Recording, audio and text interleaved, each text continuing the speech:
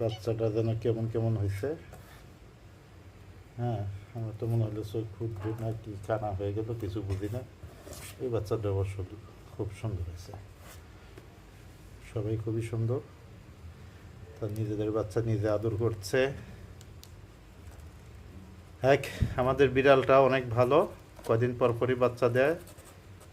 বাচ্চা দেওয়ার সময় হলে চলে আসে আমার বাসায়, আবার বাচ্চা একটু বড় হলে চলে যায় বাসা ছেড়ে, আবার যখন বাচ্চা দেওয়ার সময় হয় আবার ফেরত আসে। এইভাবে আমাদের অনেকবারই বাচ্চা দিয়ে গেছে, আর তাদের বাচ্চার দায়িত্ব আমাদের উপরেই পড়ে।